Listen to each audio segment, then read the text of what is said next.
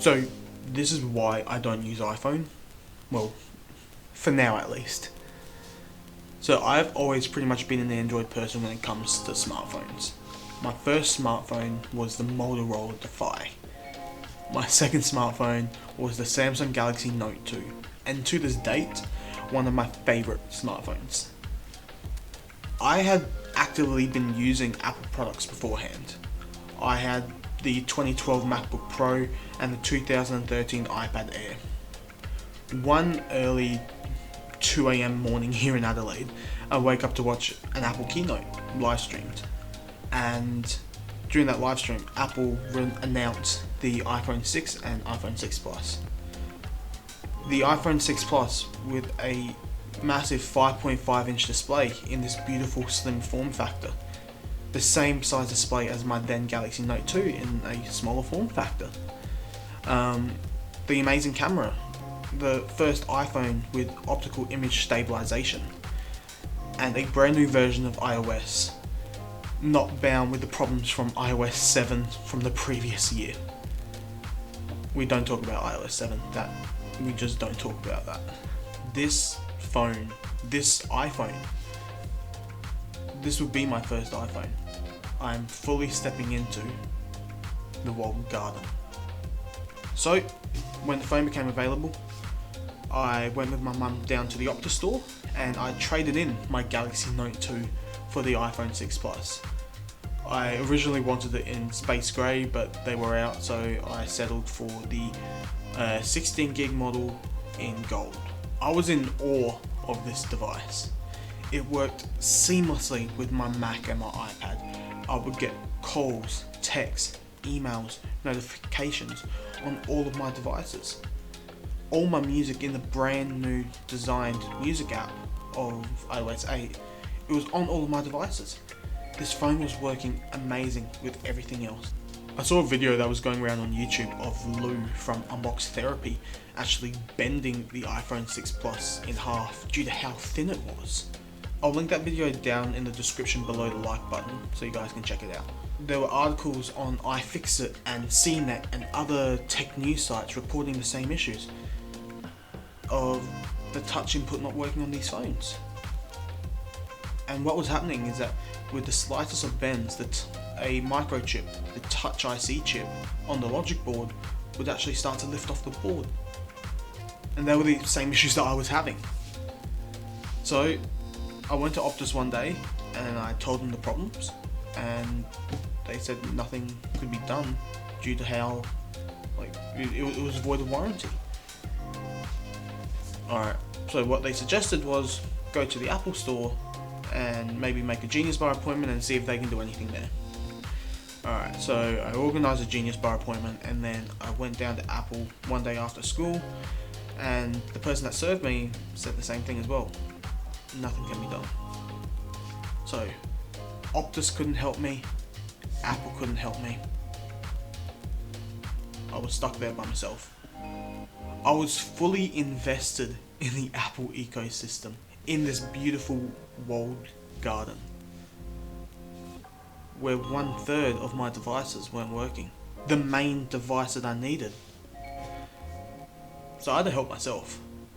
I took a screwdriver and actually opened up the phone, and I actually got some paper towel and I ripped it and I arranged it in a way between the screen and the logic board. I actually googled where the Touch IC chip was and put the tissue in there so it was pressing between the screen and Touch IC chip, the logic board, so it could actually help, and it worked for a little bit. But it got to the point where I couldn't use the iPhone anymore. Luckily my dad had a spare phone. He had a Sony Xperia C4. Trying to get everything out of that ecosystem onto the Android phone, trying to get everything off the iPhone when the phone wasn't working, it was hard. Since then, I've continued to use Mac and iPad as some of my main devices. Since the Sony, I have had the Galaxy S8, Galaxy S9 Plus, and Galaxy S10 Plus, which I'm using at the moment with a 4G LTE Galaxy Watch and Galaxy Buds. I am in the Galaxy/Google ecosystem. That is why I don't use iPhone. So, am I really willing to spend more money on an Apple Watch? Am I really willing to spend more money on AirPods Pro? Am I really willing to spend more money on the iPhone 12 Pro Max? This video was recorded before any sort of announcement of the iPhone 12 or the 2020 iPhone or whatever Apple's going to call it. I don't know the name, I don't know the final design, I don't know the specs, I don't know the price. I know the rumours and I know the renders like we all do. I literally just watched a video of John Rettinger going through how everyone gets hyped up for all the new phones. Not just iPhone, but Samsung and all that. But the rumours and renders are much better than what the actual product is. And then our expectations are so high that when the product is announced, we're a little bit disappointed. Don't put too much stock in rumors. If you do, Apple historically disappoints compared to expectations. Remember, iPhone 11 was going to have reverse wireless charging. A new iMac was coming with a brand new design with Face ID built in. It was going to be the very first ARM computer that we saw. None of that appears to be happening. Just a few examples of the realistic expectations not living up to what Apple actually delivers. Am I really willing to spend more money on this 2020 iPhone? Yeah. Yes, I am. If you look on my iPad, you can see that I am using Google Chrome, Google Assistant, Outlook, Android Messages, YouTube Music, Play Movies, Google Maps, TickTick, Google Duo, Skype, WebEx, Google Photos, Google Snapseed, Google Home, Google Drive, Microsoft OneDrive, Google Keep Notes, Microsoft Teams, Microsoft Word, Excel and PowerPoint, and Google News, all installed on my iPad. My ecosystem is Google and Microsoft based. Google and Microsoft based because that is how I keep my iPad Pro, Galaxy S10 Plus, and Windows laptop all synced together, not seamlessly. It takes time to keep all that synchronization in place to make sure that it's all working together. I don't want to have to do that, I just want it to work. I miss my iPhone. I love how Apple has expanded and developed iOS 14 into what it is today. The fact that you can now change the default browser and default email app is amazing. The big and informative widgets, actual proper widgets this time, which you can put on your home screen. And the app drawer, you're able to delete the apps, or the apps that you don't want to see, or delete whole pages of apps that you don't want to see, just because of an app drawer.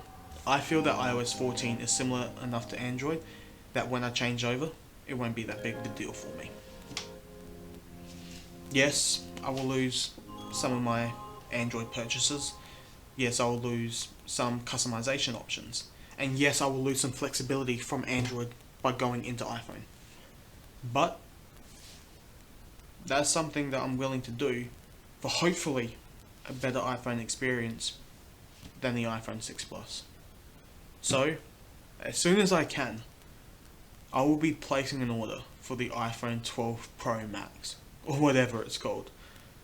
This video is released the day that the iPhone's announced. The top of the range iPhone is what I'll be getting. Then after that order, I'll just have to wait. Thanks for watching the video today. Let me know down in the comments below what your thoughts of the new iPhones are, the ones that were released today. Don't forget to follow me on Twitter and Instagram, and thank you for giving a sub to the channel. I really appreciate it. Stay safe, stay well, stay happy, and I'll see you around. Take care.